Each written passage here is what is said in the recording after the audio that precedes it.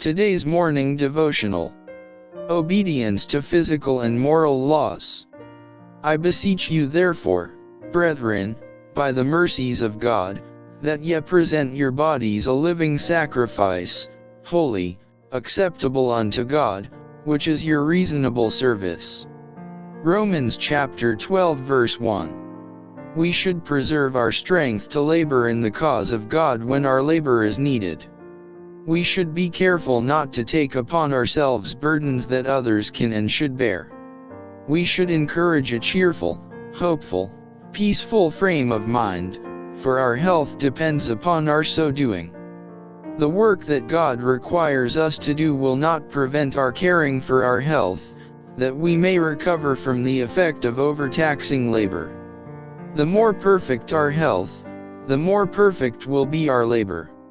When we overtax our strength, and become exhausted, we are liable to take cold, and at such times there is danger of disease assuming a dangerous form.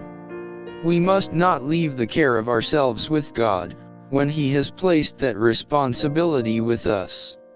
God created man a little lower than the angels and bestowed upon him attributes that will, if properly used, make him a blessing to the world and cause him to reflect the glory to the giver. But although made in the image of God, man has, through intemperance, violated principle and God's law in his physical nature.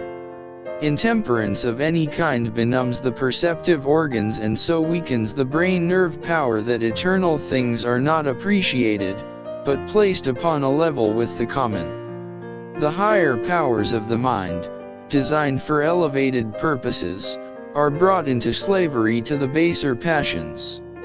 If our physical habits are not right, our mental and moral powers cannot be strong, for great sympathy exists between the physical and the moral. The Apostle Peter understood this and raised his voice of warning to his brethren, "Dearly beloved, I beseech you as strangers and pilgrims, abstain from fleshly lusts, which war against the soul."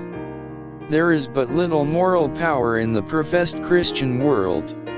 Wrong habits have been indulged, and physical and moral laws have been disregarded, until the general standard of virtue and piety is exceedingly low. Habits which lower the standard of physical health enfeeble mental and moral strength. Those who have had the light upon the subjects of eating and dressing with simplicity in obedience to physical and moral laws, and who turn from the light which points out their duty, will shun duty in other things. If they blunt their consciences to avoid the cross which they will have to take up to be in harmony with natural law, they will, in order to shun reproach, violate the 10 Commandments.